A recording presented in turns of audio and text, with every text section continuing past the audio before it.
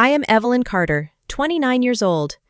6 months ago, I lost my house, and when I asked my parents for help, they said something to me that I will never forget for the rest of my life. That night, my apartment burned down. I lost 7 years of memories in a matter of hours. When I called my parents, desperate and broken, my stepfather said 5 words I'll never forget. "Not our problem. Be more careful." But that wasn't the worst part. The worst part came a week later, when the insurance company told me my parents had been listed as the sole beneficiaries on my policy, a policy I never signed. And 3 days after that, a fire investigator asked me one simple question that changed everything. "Who had access to your apartment last week?" I knew the answer. My mother had visited for the first time in 2 years. Before I continue, please like and subscribe, but only if this story truly resonates with you. And tell me in the comments, where are you watching from tonight, and what time is it there? Now, let me take you back to the night everything changed. February 12th, 3:17 in the morning. The smoke alarm screamed at 3:17 a.m. I jerked awake to darkness so thick I could taste it. Acrid. Chemical. Wrong. My lungs burned before my brain caught up. Fire. I didn't think, couldn't think. My hand found my phone on the nightstand and I ran. Barefoot, pajamas, nothing else. The hallway was a tunnel of black smoke, lit orange from somewhere below. I hit the stairwell door so hard, my shoulder would bruise for weeks.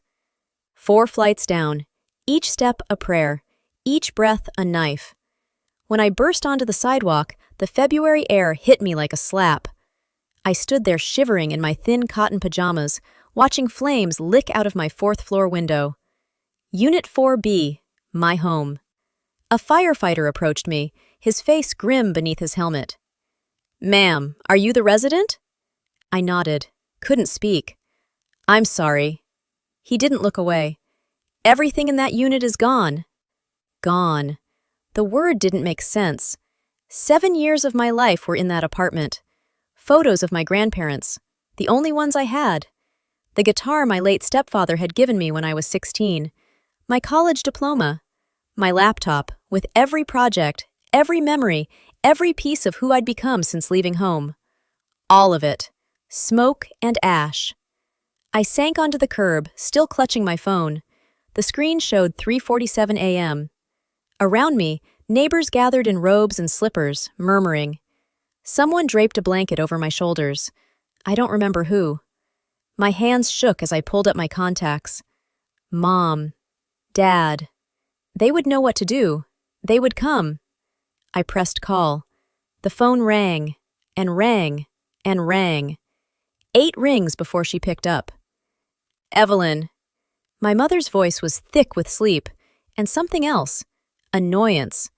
"Do you know what time it is?" "Mom," my voice cracked. "There was a fire. My apartment. Mom, I lost everything. I don't have anywhere to go. I don't—" "Oh." A pause. Long. Empty. "That's unfortunate." Unfortunate. Like I'd spilled coffee on my shirt. I heard rustling, then my stepfather Richard's voice in the background. Patricia handed him the phone. "Evelyn, what's going on?" I told him again.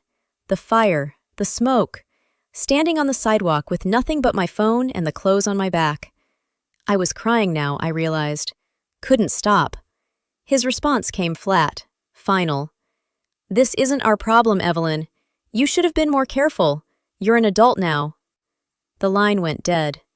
I sat there for a long time, phone still pressed to my ear, listening to silence. The firefighters kept working. Neighbors drifted back inside. The sun started to rise, painting the smoke a sickly orange. My parents hadn't asked if I was hurt, hadn't offered to come, hadn't said they loved me. Not our problem. As the shock slowly hardened into something else, a memory surfaced. My mother standing in my apartment 5 days ago, her first visit in 2 years. She'd shown up unannounced, said she missed me, walked through every room, touching things, asking questions. At the time, I'd been happy, grateful even. Now, sitting on that curb wrapped in a stranger's blanket, I wondered, Why had she really come? I pushed the thought away. It was crazy, paranoid. But the question wouldn't leave me alone. Jason Park saved me that first week. My coworker had a spare room and a kind heart. He didn't ask questions when I showed up at his door at 6 a.m. with ash in my hair and nothing but my phone. Just handed me a cup of coffee and said, "Stay as long as you need." 3 days later, I finally felt human enough to deal with the insurance. I called my renter's insurance company, expecting the usual bureaucracy, claim forms, waiting periods. But the customer service rep, Greg, according to his flat Midwestern voice, asked a question that made me pause. "Ms. Carter, can you confirm your relationship with Richard and Patricia Carter?" I blinked at my borrowed laptop screen. "They're my parents. My mother and stepfather. Why?" Silence. Too long. "Miss Carter, I think you need to come to our office. There's something you should see." "Can't you just tell me over the phone? I really think—" He cleared his throat. "It would be better in person." I made an appointment for the next morning. After I hung up, I sat staring at the wall for a long time. Jason found me like that when he got home from work. "Evelyn, you okay?" "The insurance company wants me to come in. Something about my parents." "Your parents? What do they have to do with your insurance?" "I don't know." I met his eyes. "But the guy mentioned something about a beneficiary designation form dated 6 months ago." Jason frowned. "Beneficiary on renter's insurance? That's weird." "Yeah." I hugged my knees to my chest. "That's what I thought too." That night, I barely slept. Something was wrong. I could feel it. I just didn't know how wrong. The insurance office smelled like stale coffee and bad news. Greg was younger than he'd sounded, maybe 30, with apologetic eyes behind wire-rimmed glasses. He led me to a small conference room and closed the door. "Miss Carter, I want to start by saying I'm very sorry about your loss." "Thank you, but you didn't bring me here for condolences." He sighed, slid a folder across the table. I opened it. My policy. Standard stuff. My name as the insured, coverage amounts, effective dates. Then I turned to the last page. Beneficiary designation, Richard Carter, Patricia Carter, 100%. The room tilted. "This is a mistake," I heard myself say. "I never signed this. I would never—" "Ms. Carter." Greg pointed to the bottom of the page. "That's your signature." I looked. It did look like my signature. The same loops, the same slant. But I knew. I had never held this pen, never seen this document. "This form was submitted 6 months ago," Greg continued quietly. "The original policy had you listed as your own beneficiary, as is standard. Someone changed it." 6 months ago. "And the payout amount? $150,000. He paused. "Miss Carter, there's something else. A fire investigator called us this morning. He's been asking about this policy." My hands were shaking. I pressed them flat against the table. "Why would a fire investigator care about my insurance beneficiaries?" Greg held my gaze. "I think you know why." I did know.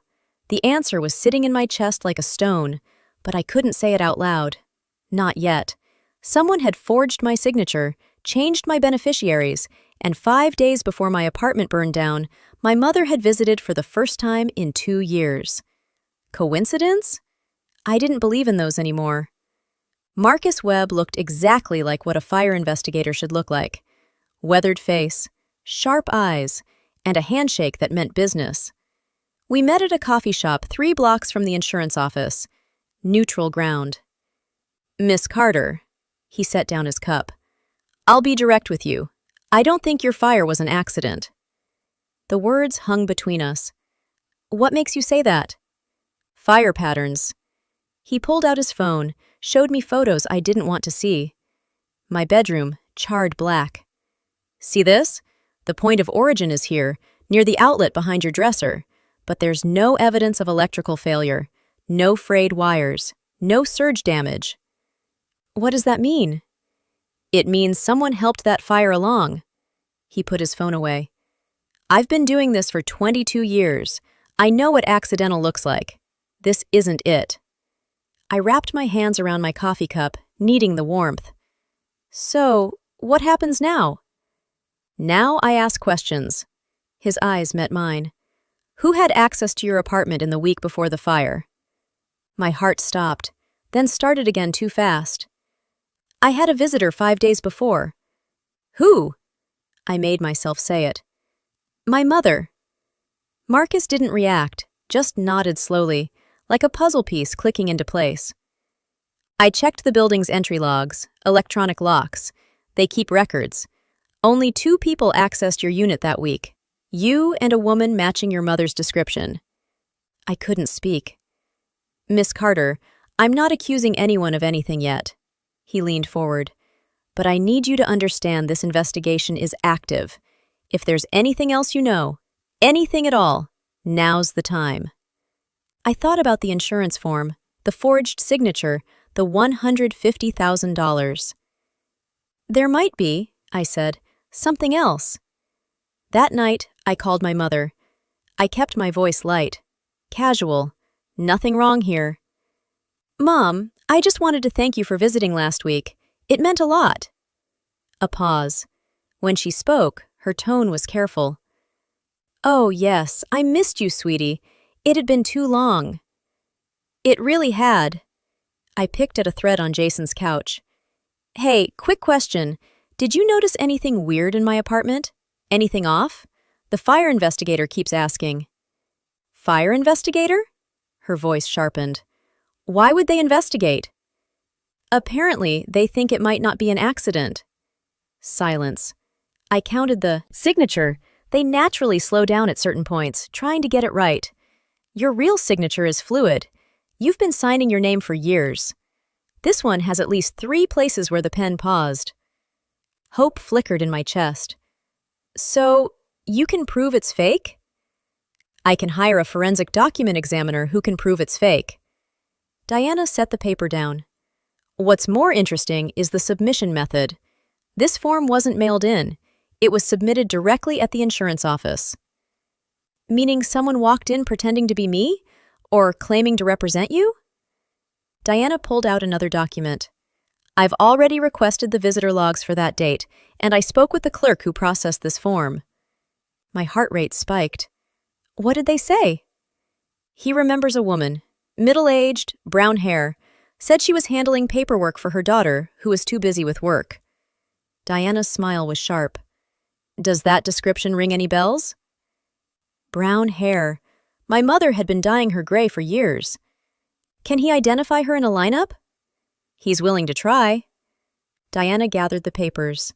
Between the security footage, the signature analysis, and a potential eyewitness, your mother may have outsmarted herself. I let out a breath I hadn't known I was holding. What do we do now? Now? We wait for her to make another move. We didn't have to wait long. The invitation came 3 days later. My mother's voice on the phone was honey-sweet, a tone I recognized from childhood, the one she used when she wanted something. Evelyn, honey, the family's been so worried about you. I'm hosting a little gathering this Sunday. Nothing fancy, just people who love you coming together to show support after everything you've been through. I almost laughed. Almost. A gathering? At our house, around 2 o'clock. Uncle Thomas, Aunt Margaret, the cousins. Everyone wants to see you. Make sure you're okay. Make sure I'm the crazy one, she meant. Make sure everyone sees poor, unstable Evelyn before she can say anything damaging. I'll be there, I said. Really? She couldn't quite hide her surprise. That's wonderful, sweetheart. It'll be so good for you to be around family. I hung up and immediately called Marcus. Don't confront her, he warned. We need more time. The warrant's being processed, but these things take days. I won't confront her, but I need to be there when the truth comes out. He was silent for a moment. Fine, but be careful, and I'll be there within 30 minutes of your signal. Next, I called Diana. How's the witness identification coming? Done. I could hear the satisfaction in her voice. He picked your mother out of a 6-photo lineup. No hesitation. Finally, I texted Jason. Remember that favor I mentioned about cloud backups and subpoenas? His reply was immediate. Already on it. Legal process takes time, but I found something interesting. Call me. I looked at my phone. 3 allies, a witness, video footage, and a family gathering where my mother planned to prove I was crazy. She thought she was setting a trap. She didn't know she was walking into one. My parents' house looked exactly as I remembered. White siding, manicured lawn, American flag by the door. The picture of suburban respectability. I parked on the street and sat in my borrowed car for a long moment, steadying my breath. 15 people. That's how many cars lined the driveway. 15 witnesses to whatever my mother had planned.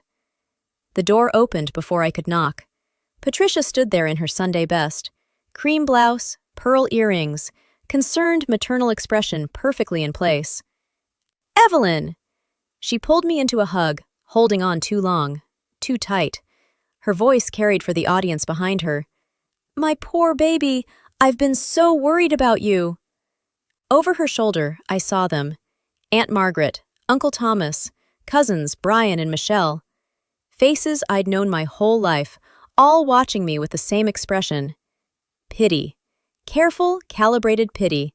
She'd done her work well. Come in, come in.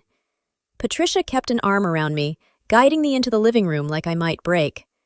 Everyone's here for you. The room fell quiet as we entered. I scanned the faces. Richard stood in the corner by the fireplace, avoiding my eyes, phone clutched in his hand. Aunt Margaret approached first. Honey. She took my hands in hers. Your mom's told us what you've been going through. It's okay to not be okay. The stress of losing everything like that, Cousin Brian added from the couch. Anyone would struggle. Maybe talking to someone would help, Michelle suggested gently. A professional. I looked around the room at my family, people who'd known me since birth, and saw not a single person who believed I might be telling the truth. Not yet, but that was about to change. Patricia waited until everyone had drinks in hand. Then she cleared her throat. I want to thank you all for coming. Her voice trembled, perfectly rehearsed.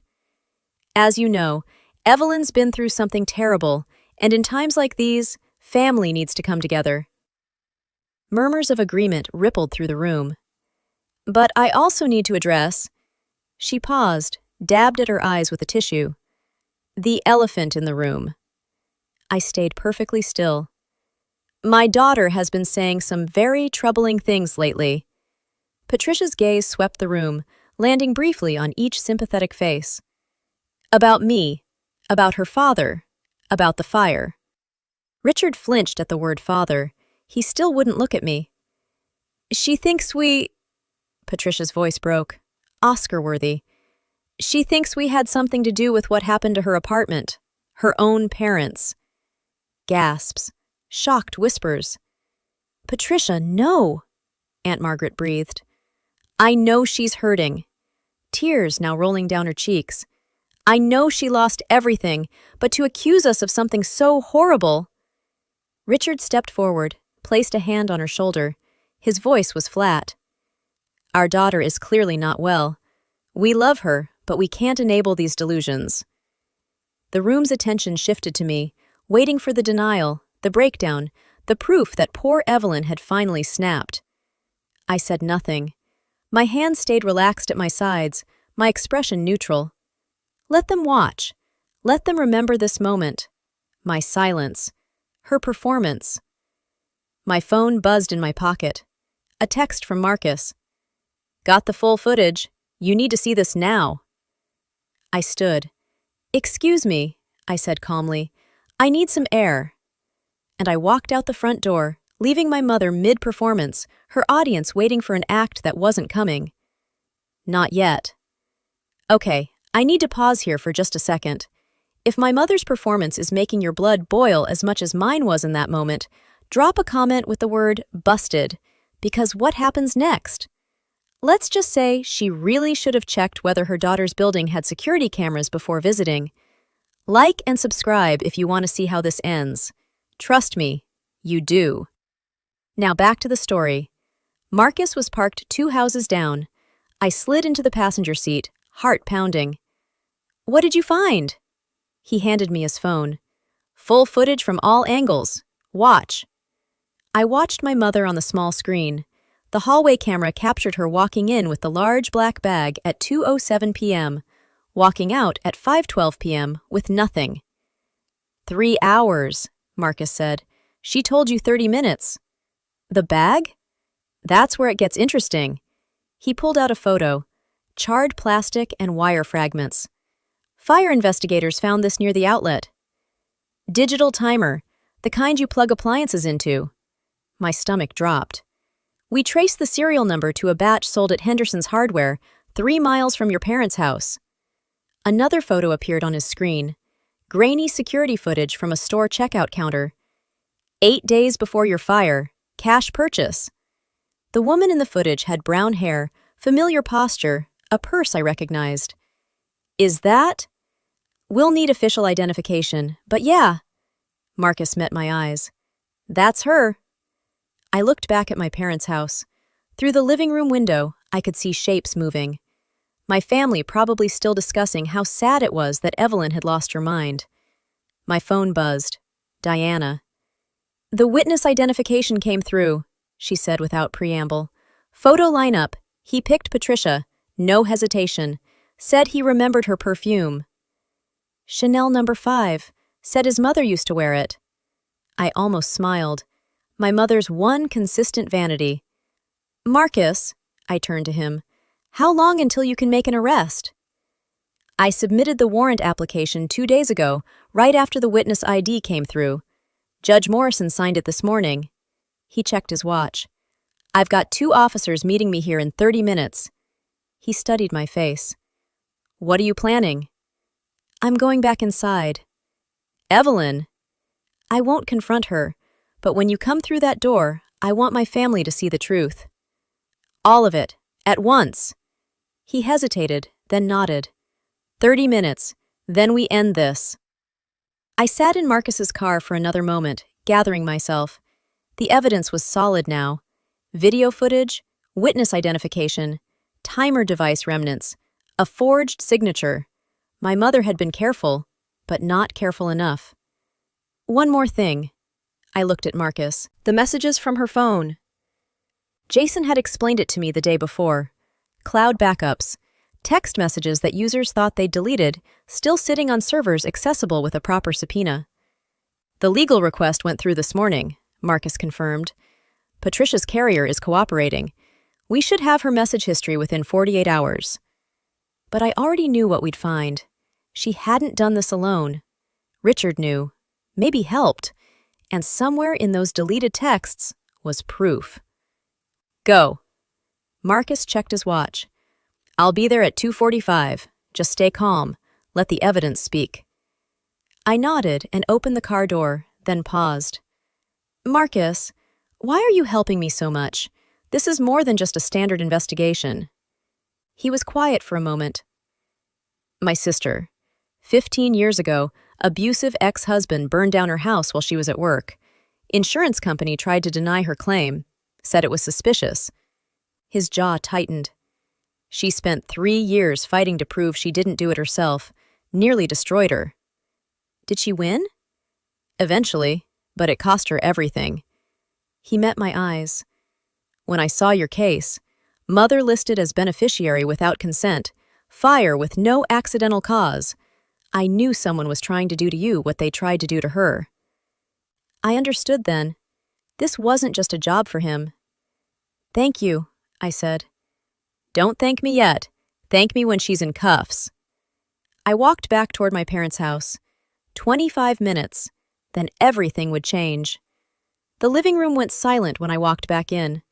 Patricia was still at the center of the room, tissue in hand, playing the wounded mother. But something flickered in her eyes when she saw my face. I wasn't crying, wasn't shaking, wasn't behaving like someone on the verge of a breakdown. "Evelyn, honey," she recovered quickly. "Are you feeling better? Do you need water?" "Actually, Mom, I have a question." The room tensed. 15 pairs of eyes fixed on me. When you visited my apartment last month? I kept my voice calm, conversational. Why did you stay for 3 hours? You told me it was 30 minutes. Patricia blinked. What? I don't remember exactly how long. The building has cameras, Mom. I pulled out my phone. I have the footage. Her face changed just for a second. A flicker of something cold beneath the maternal mask. Richard straightened. Evelyn, that's enough. You're embarrassing yourself. And the bag you brought? I continued, ignoring him. The large black one. Where did it go? Because you walked in with it, but you walked out empty-handed. I don't know what you're talking about. The fire investigators do. The room was utterly still now. Aunt Margaret's mouth hung open. Cousin Brian had set down his drink. Even Richard had stopped pretending to check his phone. Evelyn. Patricia's voice had lost its honey. Pure steel. Now, I don't know what lies these investigators have been feeding you, but... Her phone rang. Richard's phone rang at the same moment. They looked at each other. Something passed between them. Fear, I realized. Real fear. Richard glanced at his screen. His face went white. Patricia. His voice cracked. It's the police. The doorbell rang. Uncle Thomas was closest to the door. He opened it without thinking, still processing what was happening. Marcus Webb stepped inside, badge visible on his belt. 2 uniformed officers flanked him. Patricia Carter. My mother didn't move. For the first time in my life, I saw her completely still. Frozen, like an animal caught in headlights. I'm fire investigator Marcus Webb. He crossed the room in 4 steps. You're under arrest for arson in the 2nd degree and insurance fraud. This is ridiculous! Patricia finally found her voice. It came out shrill, nothing like her usual composure. Evelyn set me up. She's been planning this. She's sick. Ma'am, you have the right to remain silent. Marcus took her arm, not roughly, but firmly. Anything you say can and will be used against you in a court of law. Don't believe her. Patricia twisted toward the family, mascara starting to run. She's unstable. She's been making things up since the fire. You have the right to an attorney. If you cannot afford one, one will be provided for you. The handcuffs clicked into place. The sound echoed in the silent room. Richard tried to step toward his wife, but the 2nd officer blocked him. Mr. Carter, we have questions for you as well. Please come with us. I didn't. I wasn't. Richard's face crumpled. It was her idea. All of it. I just... Richard! Patricia's scream was raw. Shut up! But it was too late. The family had heard. Aunt Margaret sank into a chair, hand over her mouth. Cousin Brian looked like he might be sick. Uncle Thomas just stood there, shaking his head slowly. I watched them lead my mother out the door. She didn't look back at me. She didn't have to. We both knew how this ended. For a long moment after the police cars pulled away, no one spoke. The living room felt different now. Smaller. The carefully arranged furniture, the family photos on the mantel, the fresh flowers Patricia had set out. All of it looked like a stage set after the play had ended. Aunt Margaret was the first to move. She rose from her chair and walked toward me, tears streaming down her face. Evelyn! Her voice broke. I'm so sorry. I should have listened to you. I should have... You didn't know. I should have asked. She took my hands in hers. You're my niece, and I believed her. I always believed her. Cousin Brian approached next. I can't believe she actually... that she would... He couldn't finish the sentence. She did. I said it simply. No anger, just fact.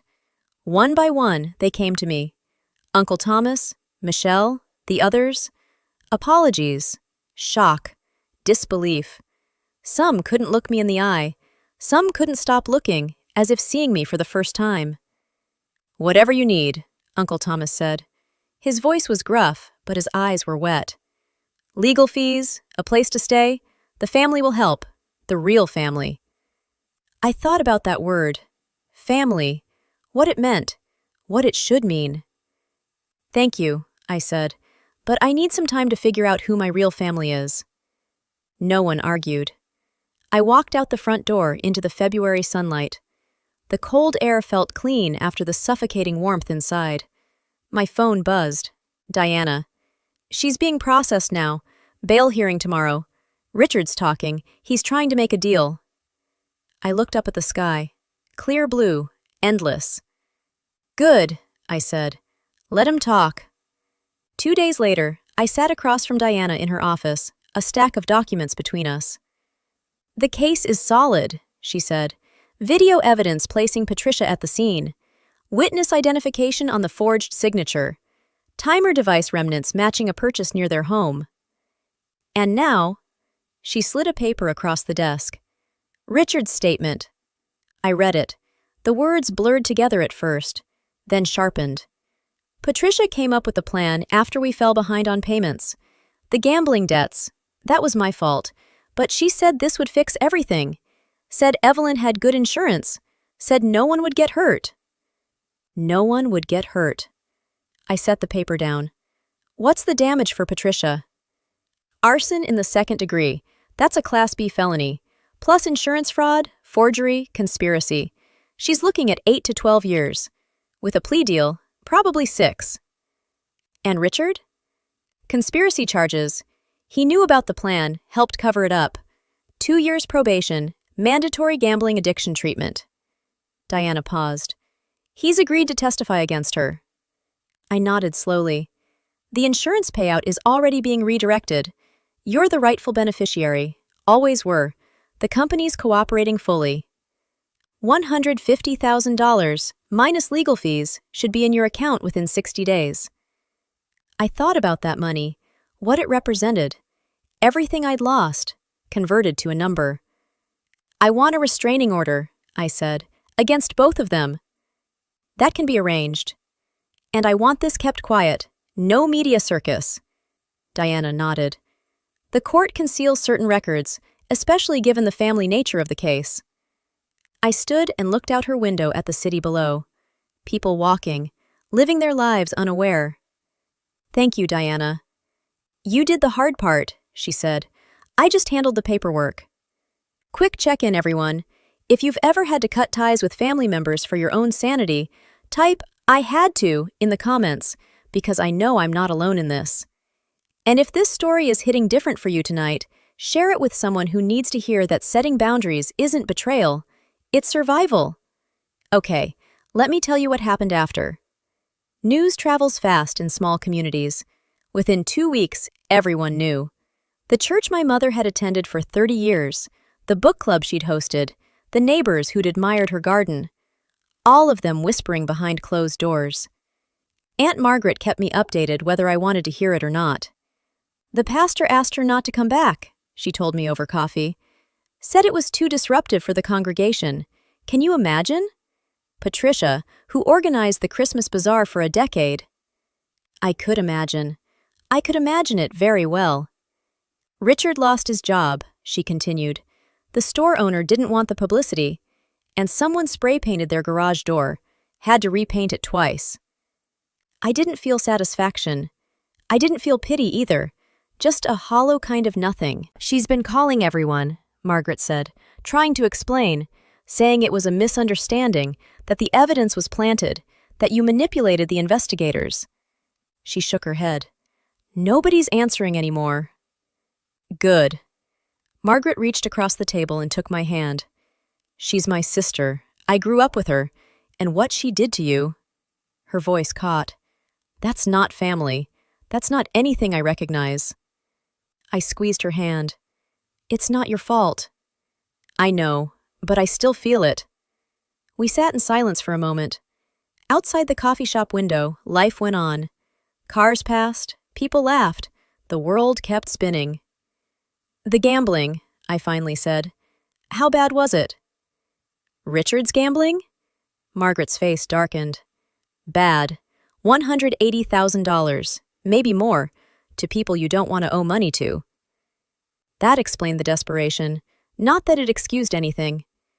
She thought she could fix it by burning my life down. She thought wrong. Yes, she did. The court date came on a gray Thursday in April.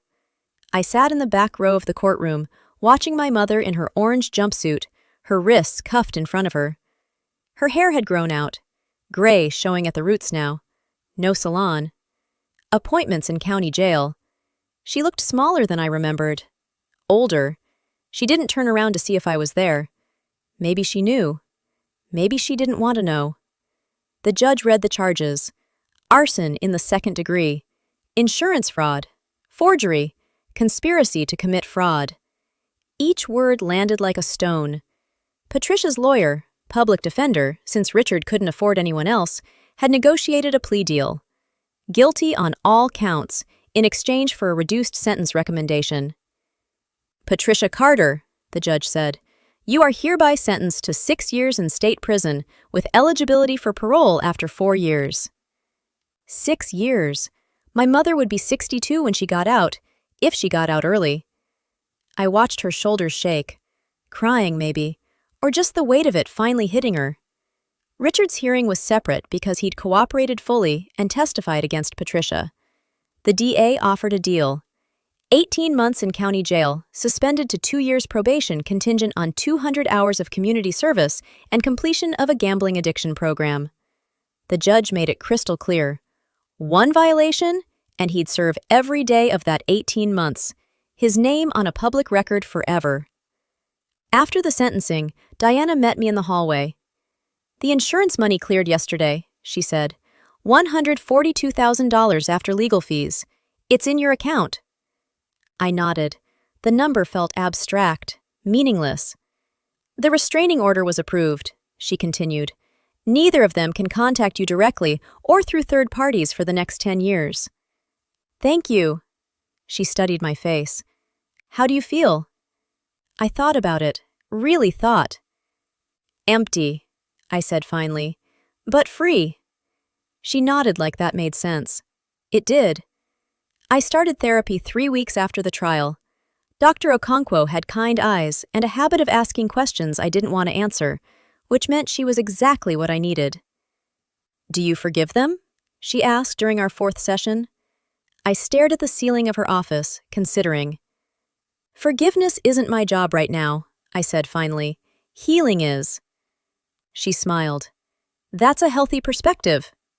Is it? You're not forcing yourself into an emotion you don't feel. That's growth. Growth. Such a small word for such a massive shift. I moved into a new apartment at the end of April, smaller than my old one, a studio in a quieter neighborhood. But it had good locks, a security system I chose myself, and no memories. Jason helped me move in. Aunt Margaret sent flowers. Uncle Thomas dropped off a casserole, stood awkwardly in my tiny kitchen and said, "Call if you need anything." I bought a new guitar, not the same brand as the one my late stepfather, my first stepfather, had given me. Nothing could replace that. But when I played it, I could almost hear him again. His voice teaching me chords, his laugh when I messed up. Some things can't be recovered, but you can build new ones. The nightmares faded over time. The smoke and fire, my mother's face, the sound of Richard's cold voice. They visited less and less. Some nights, I slept straight through till morning. Family, I decided, isn't about blood. It's about choice, about who shows up, who protects you, who believes you when the world says you're crazy. My biological mother tried to destroy me. My chosen family helped me survive. That was enough. That was everything. The letter arrived 2 months after the sentencing. I recognized the return address. State Women's Correctional Facility. My mother's handwriting on the envelope, smaller and neater than I remembered, as if she'd taken extra care. I almost threw it away unopened, but something made me stop. I sat at my kitchen table and read it. Dear Evelyn, I've had a lot of time to think in here about what I did, about what I lost.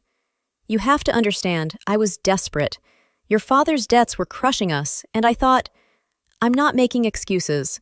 What I did was wrong, but you're still my daughter. You're still my baby. Please come visit me. Please let me explain. I'm still your mother. Love, Mom. I read it twice, 3 times. Then I got a piece of paper and wrote back. Not to send, just for myself. Patricia, you were my mother, but the woman who raised me would never have tried to kill me for money. I don't know who you are, and I don't need to find out. Don't write again. I folded the letter carefully, put it in my desk drawer. Maybe someday I'd send it. Maybe not. Then I blocked the prison's incoming mail through my post office. Professional, clean, final. Jason came over that evening for dinner. He noticed the envelope in my trash. From her? Yeah. You okay? I thought about the question, really considered it. Better than okay, I said. I'm free. He smiled. You want help making dinner? Please. We cooked together in my tiny kitchen, pasta with vegetables, nothing fancy. Music playing softly from my new speaker, my new guitar leaning against the wall. It wasn't the life I'd planned. It was better. I'm sitting in my apartment now, looking out the window at the city lights. 6 months since the fire. 4 months since the trial. A lifetime since I stopped believing that family meant safety. Sometimes, I think about what I lost. The photos that can't be reprinted. The guitar that sang with my stepfather's voice. The naive belief that my mother loved me more than money. Those things are gone. But here's what I found.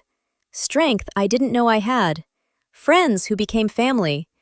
The ability to trust my own instincts, even when everyone around me said I was wrong.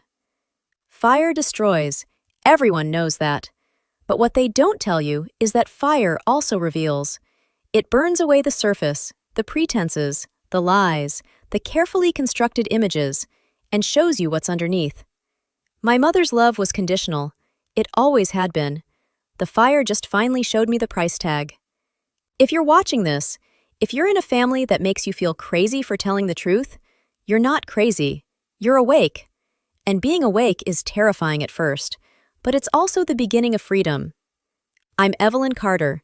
I'm 29 years old, and my mother tried to burn down my apartment for insurance money.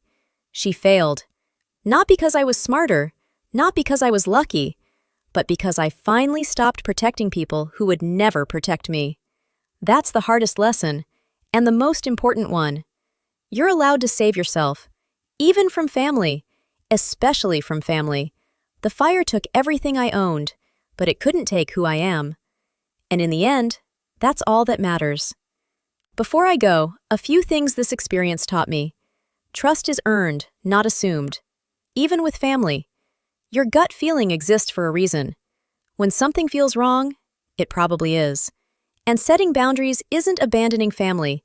It's protecting yourself from people who already abandoned you first.